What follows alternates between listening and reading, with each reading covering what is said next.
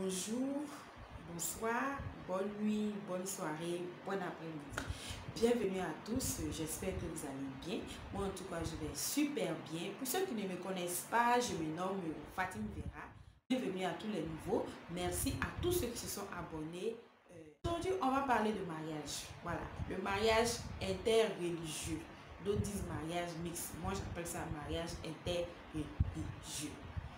Donc, il y a quelqu'un qui m'a écrit, voilà, je vais garder l'anonymat, qui m'a expliqué un peu son problème afin d'avoir des conseils parce qu'elle est vraiment embêtée, elle est vraiment déprimée, elle ne sait plus quoi faire, elle ne sait plus où mettre la tête. Il s'agit de Fanta, voilà, je lui ai donné ce surnom Fanta. Fanta m'a écrit. Fanta est musulmane. Elle est mariée à Serge, qui est chrétien. Bien avant le mariage, les deux se fréquentaient, ils étaient copains, beau et gars quoi. Donc, quand Serge a voulu épouser Fanta, les parents de Fanta, qui sont des musulmans pratiquants, ont exigé à ce que Serge se convertisse dans la religion. Sinon, ils ne vont pas donner leur fille en mariage à Serge. Serge aussi, comme il aimait beaucoup Fanta, il a accepté les conditions des parents. Il s'est converti dans la religion. Voilà, et le mariage a été célébré. Donc, les parents de Serge se sont fâchés contre Serge parce que pourquoi Serge va se convertir dans une religion à cause d'une femme? Pourquoi? Donc, il ne s'entendait plus avec Serge, on commençait à bouder Serge. Fanta a tout fait, elle a fait mains et pieds pour pouvoir réconcilier Serge et ses parents. Dieu merci, elle a réussi cela. Mais il s'est trouvé que quelque temps après le mariage, Serge a arrêté la prière. Il ne va ni aller à l'église, ni à la mosquée. Serge boit, Serge fume. La cigarette au moins, on peut comprendre, mais la boisson est interdite dans la religion. Donc, Fanta a dit qu'elle a caché ce côté de Serge, caché à ses parents. Aujourd'hui, ils ont 5 enfants. Elle dit qu'elle est fatiguée de parler à Serge. Elle est fatiguée du fait que Serge consomme la boisson. Elle veut partir. Mais Serge ne lui a jamais manqué de respect. Serge a toujours respecté sa religion. Serge l'a toujours respecté, elle, Fanta. Il lui donne tout ce qu'elle veut. C'est vrai, il ne prie plus, il a arrêté de prier, mais quand c'est le mois de Ramadan, il fait les dons à toutes leurs connaissances, les parents de Fanta surtout. Il fait des dons, les dons de vivres, tout et tout, afin de les soutenir dans leur jeûne. Quand la Tabaski arrive aussi, il achète le mouton de Fanta. En tout cas, il fait les choses correctement. Il soutient sa femme, seulement il ne prie plus, il a arrêté de prier et il boit. Alors que Fanta, c'est une fervente musulmane, elle va à la mosquée régulièrement. Elle dit qu'elle est fatiguée on dit des gens, des préjugés des gens. Les gens disent du n'importe quoi, les gens la voient seule aller à la mosquée, les gens la voient seule aller dans les cérémonies religieuses, tout ça. Sans son mari, les gens ont commencé à comprendre que son mari ne pratiquait plus la religion. Parce que c'est des choses, ça ne se cache pas. On ne te voit plus à la mosquée, on ne te voit plus fréquenter les frères de la communauté, on ne te voit plus faire des choses comme un musulman. Donc, du coup, ça se sent en fait. Donc, Fanta dit qu'elle en a marre, elle est fatiguée, elle veut quitter son mari, elle veut partir. Donc, elle aimerait avoir mes conseils, elle aimerait que je lui parle. Je la guide, je lui dis ce qu'elle doit faire. Voilà ce que moi je vais te dire. Premièrement, les gens qui te jugent, les gens qui t'indexent sur le chemin de la mosquée, est-ce que tu connais leurs problèmes? Est-ce que tu sais ce qu'ils ont comme problème dans leur maison? Donc, à cause des gens là, tu vas abandonner ton mari, tu vas laisser tes 5 enfants, tu vas aller où? Tu vas aller où? Tel que tu as mentionné dans le message, le monsieur te respecte, il te donne tout, vous vous entendez bien. Le seul problème, c'est la religion. Donc, à cause de ça, tu vas partir. Qu'est-ce qui prouve que quand tu vas partir, tu vas te marier avec ton frère musulman. Qu'est-ce qui prouve que ton frère musulman là sera bon comme ce dernier?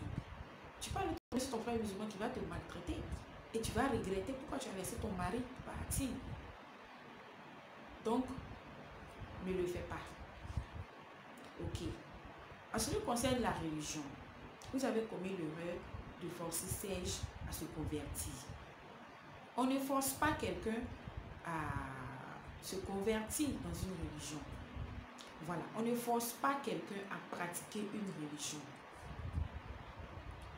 On vient dans une religion par amour. Il faut aimer d'abord cette chose et puis on vient la pratiquer. Quand c'est comme ça, quelles que soient les épreuves, quelle que soit la situation, tu ne peux pas la quitter parce que tu aimes déjà la chose. Mais se convertir dans une religion à cause d'une personne, surtout pour le mariage, ça ne se fait pas. C'est vrai, on le dit, les parents musulmans l'exigent. Mais au finish là, vraiment, sur 100%, les hommes qui continuent la prière jusqu'à la fin, vraiment, ils ne valent pas, disons, 3%. Plusieurs stoppent en cours de chemin. Ça se comprend parce qu'on les a obligés. Ils ne sont pas venus dans la religion par amour de la religion, par amour d'Allah. Ils sont venus dans la religion parce que ils voulaient avoir une femme, ils aimaient une femme. Et la condition pour pouvoir se marier avec cette femme, c'était de se convertir. Donc, un homme, quand il veut quelque chose, quand il veut une femme, là, il est prêt à tout pour l'avoir. Donc, il a accepté de se convertir afin de t'avoir, il t'a eu. Donc, le reste, ce n'est pas son problème. Voilà. Aussi, tu vas partir pour laisser tes 5 enfants là-haut. Qui va s'occuper d'eux? Est-ce que tu as pensé un peu à l'éducation de tes enfants, à l'avenir de tes enfants? Qui va s'occuper d'eux? Tu vas gâcher la vie de tes 5 enfants là? Fanta, ne le fais pas. Moi, je te conseille d'abord, comme tu es musulmane, ne force pas ton mari à pratiquer la religion. Il a arrêté, il a arrêté. Ce que tu vas faire, d'abord, tu vas lui dire que lorsqu'il doit s'approcher de toi, qu'il s'arrange à ne pas sentir l'alcool, à ne pas boire. Même s'il a bu, mais qu'il s'arrange. Parce que lorsqu'il doit s'approcher de toi, en tant que sa femme, qu'il s'arrange à ne pas sentir l'alcool. Parce que toi, tu n'aimes pas ça. Tu lui dis ça carrément. Tu n'aimes pas ça. Et puis, ne lui parle plus de religion. Ne lui dis plus, ah, il faut prier, il faut faire ceci.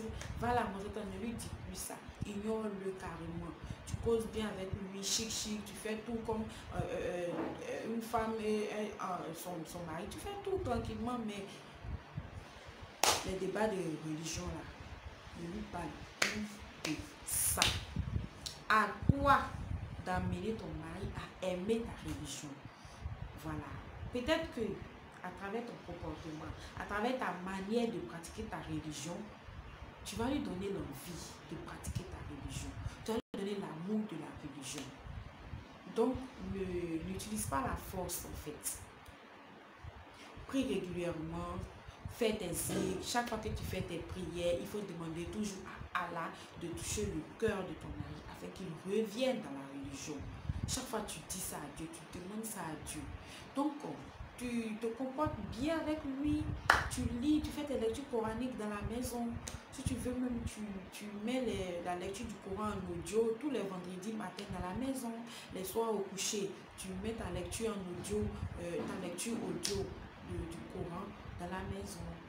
Tu baisses un peu le volume, tu es dans ton coin, tu écoutes ta chose. Tu achètes les livres religieux. Les livres religieux ne se limitent pas seulement au Coran, hein. Voilà. Tu achètes les livres religieux, tu les mets dans la maison, tu te mets à lire. Ça va lui donner l'envie. Voilà, tu dois lui donner l'amour de la religion. Donc, Fanta, voilà, hein, voilà ce que moi je peux te dire. Tu vas laisser ton foyer à cause de religion. Tu as déjà commis l'erreur. Donc, il faut chercher à réparer cette erreur-là. Emmener ton homme à aimer la religion. C'est tout. Arrêtez de l'emmerder, de lui parler chaque fois dans l'oreille. Tu vas écouter les gens, tu vas partir pour laisser ton mari et puis tes enfants. tu vas te mettre dans des problèmes. Les mêmes personnes qui sont en train de te juger là, ils vont se moquer de toi. Ils ne seront pas prêts pour toi. Ils ne seront pas prêts à t'aider lorsque tu auras des problèmes. Donc, Fanta, prie dans le secret. Sois beaucoup patiente. Si ton mari est destiné à être musulman, prie toujours, demande toujours à Dieu de le ramener dans la religion. Et ne te fâche pas, dis tu as ramassé tes bagages pour partir. Ne fais pas ça. Voilà le conseil que moi je peux te donner. Voilà, chers abonnés, si vous avez quelque chose à dire, n'hésitez pas à le laisser en commentaire afin qu'on puisse aider Fanta à sauver son mariage, à sauver son foyer, parce qu'elle et son mari s'aiment vraiment. Il n'y a pas de dispute, ils s'entendent, le monsieur la respecte, lui donne tout ce qu'elle veut. Voilà. Donc, ne la laissons pas gâcher ce bonheur-là, ne la laissons pas détruire l'avenir de ses enfants. Donc, c'est ce que j'avais à vous dire aujourd'hui. Sur ce, je vais vous dire bye bye, au revoir, bisous.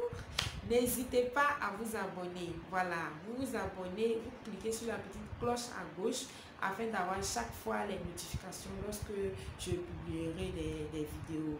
Hein? Ok, mes toi tease. Ok, bye bye.